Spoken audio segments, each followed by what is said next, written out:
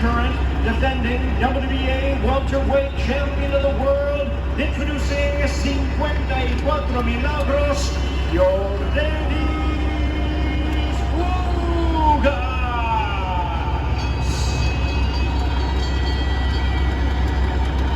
And is opponent across the ring, fighting out of the blue corner, the WBC and IBF world champion, wearing black trunks with green and pink trim, and proudly representing Dallas, Texas. He weighed in at 146 and 1/4 pounds.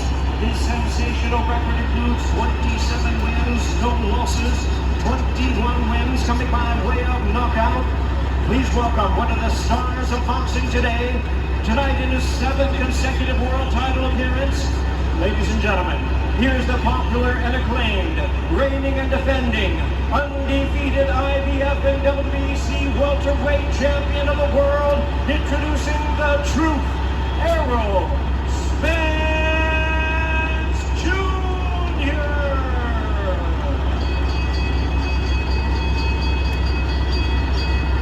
Let's get a referee in charge, Lawrence Cole. All right.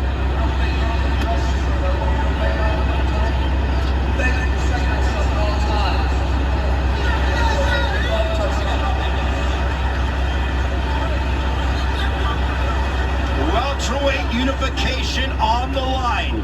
Errol Spence Jr., the native son here in the Dallas area. The 3rd time main eventing here at AT&T Stadium, home of the Dallas Cowboys, with 2 world titles, looking to add a 3rd in that man, Yordanis Ugas' crown.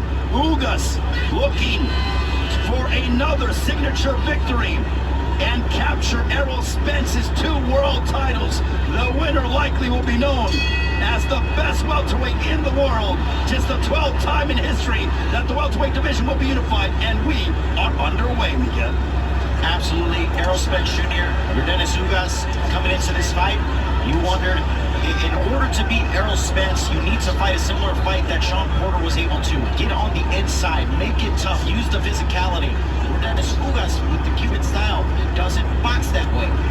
At 35 years old, can he adapt and be able to use and replicate that formula that Shawn Porter used a couple of years ago? Or is there another way to defeat Errol Spence? He is undefeated. No one's ever beaten him before.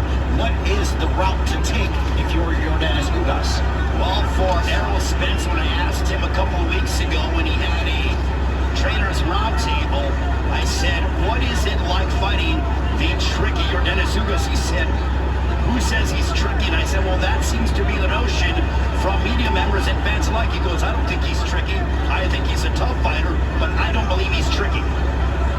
Errol Spence said that he felt Ugas' win over Pacquiao wasn't that impressive.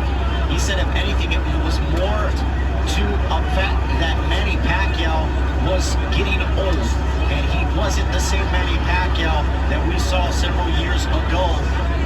Therefore, he didn't feel he was that impressed with what Ugas was able to do against Manny Pacquiao.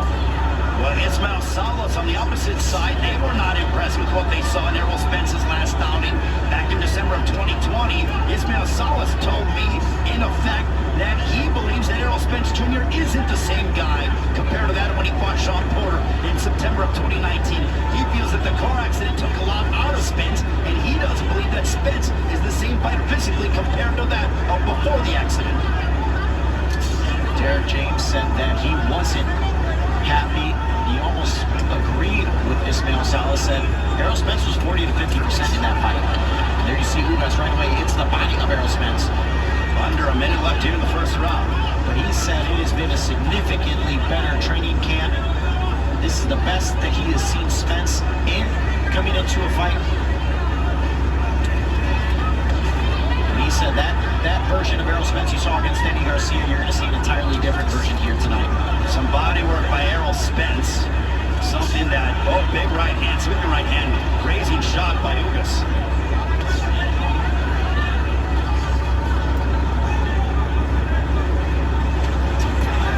Ugas does take a couple of rounds to get in the groove and start building momentum.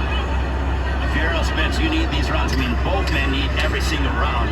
So much on the line here in our main event. There's a shot to the body by